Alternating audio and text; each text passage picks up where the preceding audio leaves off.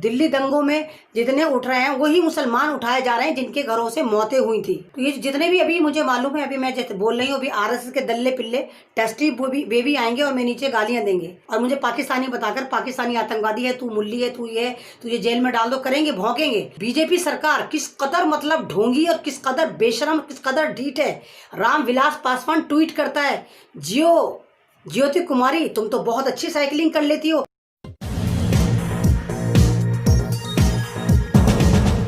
जैसे कि आप देख रहे हैं कि जेएनयू की 2 लड़कियां उठी हैं, दिव्यांगा कलिता और नताशा नटवाल।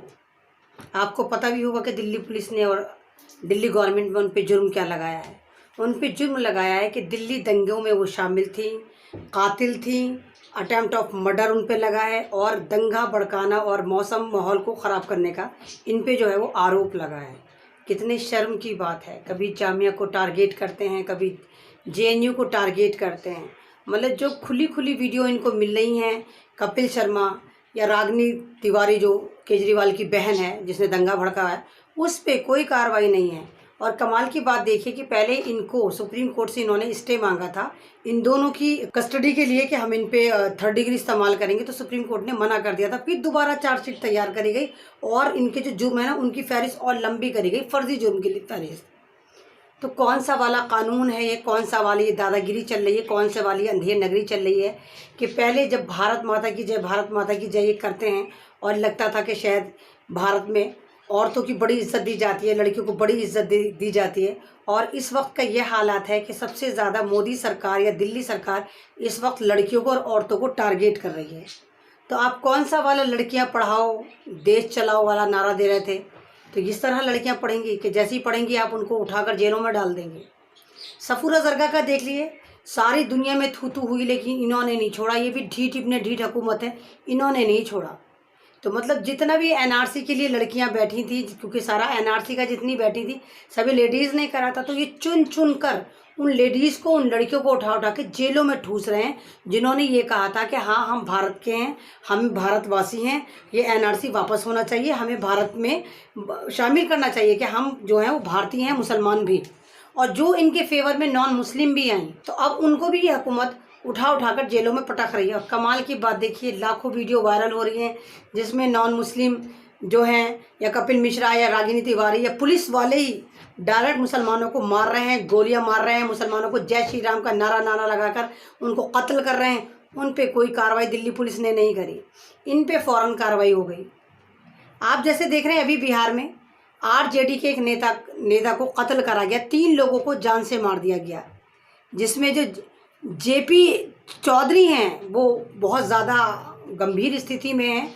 3 लोग, उनके फादर, उनकी मदर, उनके भाई जो हैं वो कत्ल करे जा चुके हैं। और मारने वाले कौन हैं? मारने वाले हैं जेडीयू पार्टी। यानी बिहार में भी खूनी खेल शुरू हो चुका है, क्योंकि वहाँ इलेक्शन है तो वहाँ पर यही होगा, इसको मारेंगे, उसको मारेंगे, उसको मारेंगे, उसको मारेंगे। तो भाइयों आपको एक बात और कमाल की बात बताती हूँ। परसों कल हमारी ईद थी और मोदी जी ने अपने ऑफिशियल हैंडल से, पता नहीं कौन से दिल से, मुसलमानों को ईद मुबारकबाद बोला। और फ़ौरन ही एक कालू राम का एक आदमी आता और कहता है, मोदी जी को हड़का रहा है और कहता है कि हमने तुम्हें पीएम इसलिए बनाया था कि तुम मुसलमानों को ईद की मुबारकबाद दो, हमने तुम्हें पीएम इसलिए बनाया था कि तुम मुसलमानों को कत्ल करो और हमें मारने की इजाज़त दो। तुम हमें इस वाली बात की इजाज़त दो कि हम मुसलमानों के चीथड़े उड़ा दें, उनको कत्ल कर दें। और कमाल की बात देखिए कि वो अभी तक पीएम ऑफिशियल से ना तो डिलीट करा गया, ना उस पर कोई कार्रवाई करी गई। यानी कालू राम जैसे कोई भी आतंकवादी आते हैं और मोदी जी को ऑफिशियल अकाउंट में आकर धमकी भरे अंदाज में कह के चले जाते हैं कि भाई हमें तो मुसलमानों को मारना है, हमने तुम्हें पीएम इसलिए बनाया था कि तुम्हें मुसलमानों को मारना है। तो अब आपको बात समझ में आ रही कि ये टोटल का टोटल जो है ये नफरतों को कारोबार करा गया है। ये तो पूरा का पूरा जो एक स्ट्रैटेजी बन रही है, ये सिर्फ हिंदू मुसलमान करने की बन रही है, मुसलमानों को मारने की बन रही है। अभी आप देखिए जब ट्रेनें चली, इनका जितना, ये मैं कहती हूँ कि मोदी जी जो हैं वो आके मन की बात करके पूरे देश को बेवकूफ़ बना के चले जाते हैं। और इनके सारे नेता, इनके सारे मिनिस्टर जो हैं वो ट्विटरबाज हैं। इनकी सारी जो आपको डेवलपमेंट है वो ट्विटर पे नज़र आएगा, हमने ये कर दिया, हमने वो कर दिया, हमने ये कर दिया। अभी आप देखिए सारा ट्विटर पे खेल रहे हैं, हमने ये रेल लगा दी, हमने वो रेल लगा दी। आपको मालूम है इन्होंने रेलों में भी क्या करा? क्योंकि ट्रेन भी इन्होंने कब चलाई, जब कांग्रेस ने आगे बढ़ गई, कांग्रेस ने ये कहा कि हम ट्रेनें चला रहे हैं, हम टिकट दे देंगे, हम बसें चला रहे हैं, तो इन्होंने सोचा चलो हम ट्रेनें चला देते। वैसे तो इनका पूरा इनका एक प्लानिंग थी कि गरीब और दलितों को, मजदूरों को सड़कों पर कत्ल कर दिया जाए, भूख से मार दिया जाए, कन्वेंस के नाम पे मार दिया जाए, पैदल चला चला के मार दिया जाए। जब इनकी चारों तरफ से भद पिटनी शुरू हो गई तो इन्होंने एक अंदर खाने की प्लानिंग बनाई कि ट्रेन चलाते हैं। और ट्रेनों का टिकट आपको मालूम है 2-2 हज़ार, 2,500 इन्होंने टिकट लिया गरीबों से। अब उन ट्रेनों की आप हिस्ट्री सुनिए कि उन ट्रेनों के साथ इन्होंने क्या करा। अगर किसी का मकान 100 किलोमीटर की दूरी पर है तो ट्रेनें जो है उसको घुमा रही है पूरी 500 किलोमीटर, 600 किलोमीटर, यानी ट्रेनें चल रही हैं। जहाँ पे अगर वो 10 घंटे में अपने घर पहुँच जाते तो 50-50, 60-60 घंटे हो गए वो अपने घर नहीं पहुँच रहे हैं। ट्रेन पूरे हिंदुस्तान में घूमती फिर रही है, यानी कि पूरी तैयारी है कि उनको मारना है। और कमाल की बात यह है कि कहीं पे भी वो खड़ी हो जाती है जंगल बियाबान में 16 घंटे, 17 घंटे। ट्रेनों में ना उनको खाना दिया जा रहा ना पानी, और ऐसी जगह पे जाकर ट्रेनों को खड़ा कर दिया जाता है जहाँ पर दूर दूर तक कोई आबादी नहीं होती, दूर दूर तक पानी नहीं होता, दूर दूर तक खाने का कोई सामान नहीं होता। ये वाली बात भी लीक नहीं होती। एक ट्रेन जब रुकी 16 घंटे हो गए, पब्लिक भूख से परेशान, पानी से परेशान, तो पब्लिक सारी सड़कों उतर गई रेलवे ट्रैक पर, और किसी ने वीडियो बनाई, वीडियो लगानी शुरू करी कि देखो हमारे साथ क्या हो रहा है, और रेलवे ट्रैक को जाम कर दिया। तो फौरन रेलवे मंत्री क्या कहते हैं, असल में ज़्यादा वो चल रही है ना रेल इनकी, तो उससे जाम हो रही हैं ट्रेनें, तो इससे ट्रेनों को डाइवर्ट करे जा रहा है। तो मतलब पीयूष गोयल भी इतना जाहिर है कि जब भारत में रोज़ाना इतनी ट्रेनें चलती थी, कई हज़ार चलती थी, तब तो कोई डाइवर्ट नहीं हुआ। आज से पहले कभी भारत में ऐसा तो नहीं हुआ कि 10 घंटे का सफ़र किसी ने 60 घंटे में पूरा कराओ। और जब पूरा भारत लॉकडाउन की आड़ में बंद है और मुश्किल से 4-5 रूट की ट्रेन चल रही है, तो वहाँ पर प्रॉब्लम होनी शुरू हो गई। तो मतलब इतना बकवास इनसे करवा लो, इनकी बकवास इनसे सुनवा लो। यानी इनकी पूरी स्ट्रेटजी है कि ट्रेनों में भी गरीबों और मजदूरों को मारना है, उन्हें भूख से मारना है। इनको तो पता है कि वीडियो कोई बनेगी नहीं, और बनेगी भी नहीं तो कौन सा ही किसी को दिखाएंगे, कौन सा इन पर फ़र्क पड़ता है वीडियो का भी। स्ट्रीम मीडिया कुछ दिखाता नहीं है, उनका तो कोबरा डांस चलता रहता है, वो तो जहर स्प्रेड करते रहते हैं। यूट्यूबर अगर दिखाते भी तो उनकी कोई सुनवाई नहीं होती है। तो ये सारे के सारे ड्रामे चल रहे हैं, नहीं मालूम कब तक चलेंगे, कब तक ये नफरतें बांटते रहेंगे, कब तक ये केजरीवाल साहब जो दिल्ली के सीएम हैं, इन्होंने ही पूरे दिल्ली को बर्बाद कर दिया। मैं पहले ही से ही कह रही हूँ, जो एनआरसी था, ये एनआरसी को ख़त्म करने के लिए जो लॉकडाउन लेकर आए थे ताकि 360 लेडीज़ प्रोटेस्ट हटाए जा सकें। और जितनी भी लेडीज़ प्रोटेस्ट में शामिल थे या शामिल थी लड़कियाँ या औरतें, अब उनके घरों में उठापटक चल रही है। चाहे वो आप संभल देख लीजिए, चाहे वो आप देवबंद देख लीजिए, चाहे वो आप ओखला देख लीजिए, चाहे जेएनयू वालों ने सपोर्ट करा इसको, चाहे वो जेएनयू देख लीजिए, चाहे वो दिल्ली दंगों में जितने उठ रहे हैं वही मुसलमान उठाए जा रहे हैं जिनके घरों से मौतें हुई थी।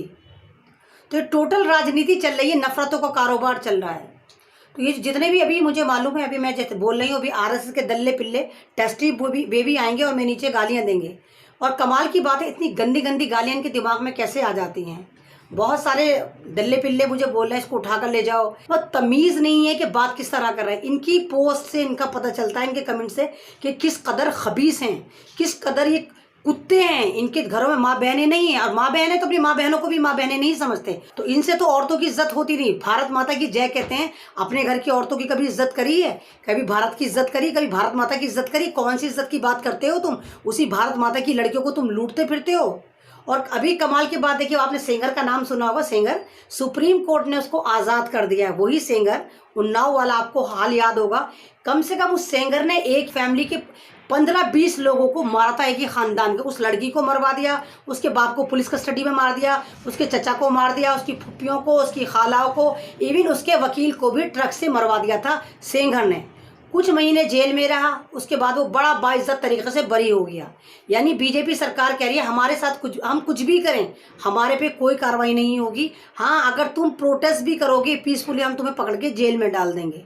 अभी मध्य प्रदेश का मैं आपसे बोल रही हूँ, मध्य प्रदेश में कल कांग्रेस के 200 नेताओं को खरीदा गया है। वैसे तो एक एडवाइजरी जारी हुई है कि लॉकडाउन के दरमियान कोई भी पार्टी अपना कोई भी कार्यक्रम नहीं करेगी, लेकिन सिर्फ वो बीजेपी वालों के लिए नहीं है, वो दूसरी पार्टी के लिए है। बीजेपी वाले कुछ भी करें तो वो जो पीएम फंड था वो सारा का सारा वहाँ पर खर्च होता नज़र आ रहा है। और कांग्रेस के नेता बहुत तेज़ी से अपना ईमान फरोश करते हुए दिख रहे हैं और बीजेपी में कूदते हुए नज़र आ रहे हैं। तो आप ही सवाल करें किस तरह की राजनीति है, किस तरह ये चलेगा और किस तरह होगा। अभी भी मेरे पास मुझे मालूम आएंगे और मुझे पाकिस्तानी बताकर पाकिस्तानी आतंकवादी है, तू मुल्ली है, तू ये है, तुझे जेल में डाल दो, करेंगे, भौंकेंगे। क्योंकि ये जितने भी दल्ले पिल्ले हैं इन पे एजुकेशन की कमी होती, पढ़े लिखे होते नहीं है, व्हाट्सएप एजेंडे से पढ़े आते हैं, 360 का चार्ज कराते, सिर्फ नफरतों का कारोबार करते हैं। तो जो भी इनसे पढ़े काबिलियत की बात करेगा, जो भी इनको इंसानियत का पाठ पढ़ाएगा, उसको ये गालियाँ देंगे।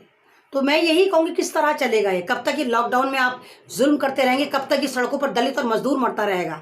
एक वीडियो बहुत तेज़ी से सर्कुलेट हो रही है, एक फैमिली अपने बच्चे को लेके जा रही है 7-8 साल के, और पुलिस वाला उसको रोक लेता है, कहता है आप आगे नहीं जा सकते।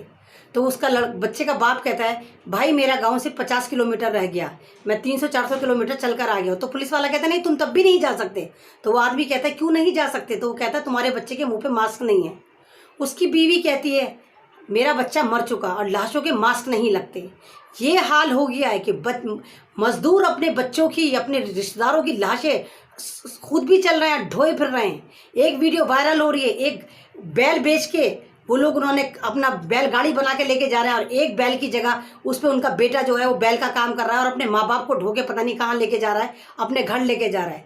लेकिन इस हुकूमत के सर पे या इनके कान पे कोई जू नहीं रेंगती। एक लड़की है ज्योति कुमारी, आपने भी देखी वीडियो, गुड़गांव से अपने बीमार बाप को बिहार तक ले गई। वो छोटी सी बच्ची, मुश्किल से उसकी एज कितनी होगी, 14-15 साल होगी, मैं कहती हूँ 18 साल भी होगी। कहाँ गुड़गांव और कहाँ बिहार। ये बीजेपी सरकार किस कदर मतलब ढोंगी और किस कदर बेशरम, किस कदर ढीठ है। रामविलास पासवान ट्वीट करता है ज्योति कुमारी तुम तो बहुत अच्छी साइकिलिंग कर लेती हो, तुम्हें स्पॉटमैन बनना चाहिए, तुम्हें साइकिलिंग की दौड़ में हिस्सा लेना चाहिए। कहाँ मर गया था तू रामविलास पासवान जब वो साइकिल खींच कर लेके गई थी, ट्वीट करने तू फौरन आ गया।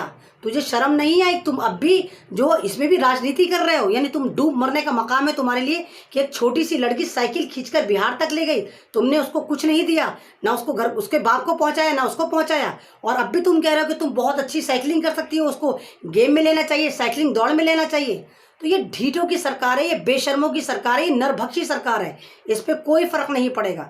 ये मेरे ख्याल से अब वो दौर आ गया, जैसे ही लॉकडाउन खत्म होगा पूरा का पूरा जो भारत है वो सड़कों पर आ जाएगा और सारी की सारी फिर एक तहरीक चलेगी इस गवर्नमेंट के खिलाफ, क्योंकि पूरी गवर्नमेंट जालिम हो चुकी है।